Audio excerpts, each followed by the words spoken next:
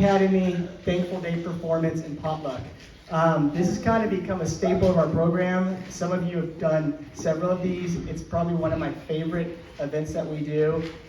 It's cooler outside. We all get to come inside and just enjoy each other. If this is your first event, I welcome you. I think you're going to have a great experience. And without further ado, you should have a program.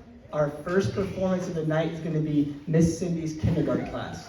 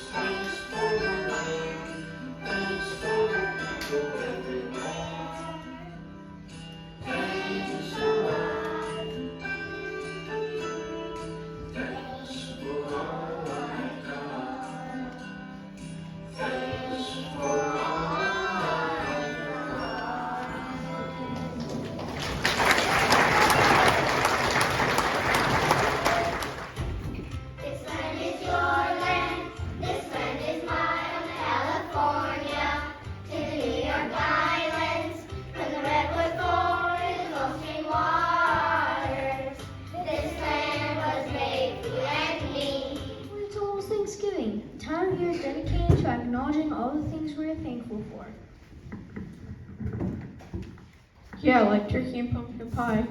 Didn't the Native Americans and Pilgrims have a great feast with turkey, pie, stuffing, and all that good stuff a long time ago? That's a long tradition of good eating. Nobody knows for sure if turkey was part of the meal shared between the Wampanoag and Pilgrims. Maybe not even pumpkin pie. The Wampa what? No turkey? No pie? Well, how did these things become part of our traditional dinner today? Wait a minute. The Wampa Foobie Woody? Oh boy, I'm going to need some help with this. The Wampanoag are Native American people that live in villages in Massachusetts and in Rhode Island. They also grew corn, beans, and squash. They were the first Native Americans to help pilgrims and Massachusetts 1620.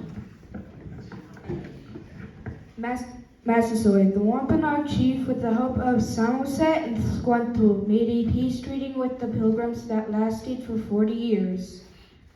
The Wampanoags taught the Pilgrims what the skills they needed to survive in their new home. Edward Winslow was a pilgrim from the Plymouth colony who acted as a middleman between the Pilgrims and the Native Americans. Wampanoag tribe. Winslow won over the trust of Wampanoag chief Massasoit. Almost everything we know about the fourth Thanksgiving in 1621 is based on a few lines from one of his letters. Our harvest being gotten in, our governor set 4 men on fountain, so that we might, after a special manner, rejoice together. After we had gathered the fruits of our labors, they 4, in one day, killed as much fowl, with a little help beside, took the company almost a week.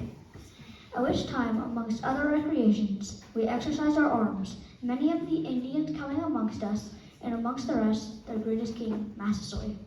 With some 90 men, whom for 3 days we entertained and feasted, and they went out until 5 deer, which they brought to the plantation and bestowed on our governor and upon the captain and others. And although it be not so plentiful as it was at this time with us, yet by the goodness of God we are so far from want that we often wish you partakers of our plenty. Edward Winslow, December 1621.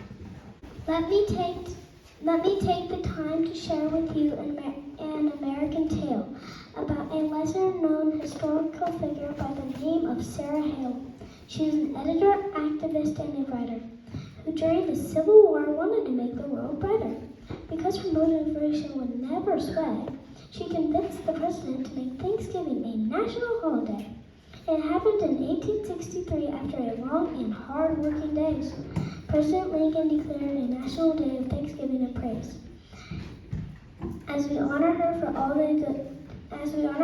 the good she did while living, let's gather together and know there is truly thanks worth giving. Many people believe that we eat turkey because it was served during the first Thanksgiving when the Wampanoag and Pilgrims feasted together in Plymouth, Massachusetts. Edward Winslow's letter says that the Wampanoag people brought 5 deer to the feast, and that the Pilgrims brought fowl from a hunt. Fowl means birds. It never says what kind of fowl, but wild turkeys are native to North America, so that's probably why turkey became the bird of choice. Corn was one of the most ordinary Thanksgiving foods that Wampanoag people taught the Pilgrims in Plymouth how to plant and harvest corn to survive the winter. Edward Winslow said in his letter that during the summer they planted 20 acres of Indian corn, and that though some of the other crops weren't plentiful, the corn did prove well. Corn is a Latin word that means horn, and copia means plenty, but the two words together make the horn of plenty. The cornucopia is a symbol of abundance. The cornucopia was actually around before Thanksgiving. It originally appeared in Greek mythology when the god Zeus was a baby. He was cared for by Amalthea, a nurse that appeared in the form of a goat.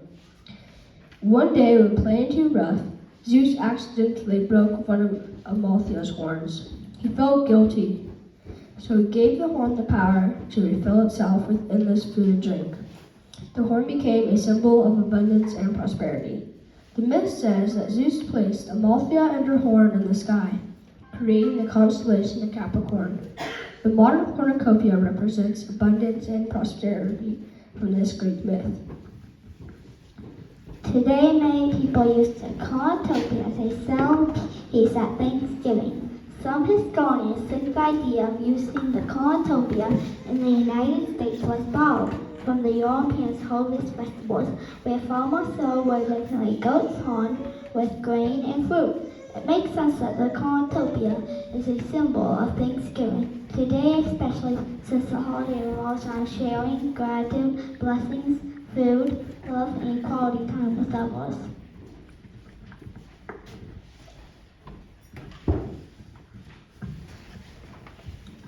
That's a whole lot of good information. I'm getting hungry. I sure am thankful that it's almost time for a whole lot of good eating with our family and friends.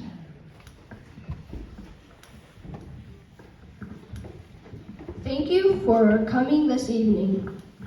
And bringing food to share with us. Now let's enjoy our meal all together now.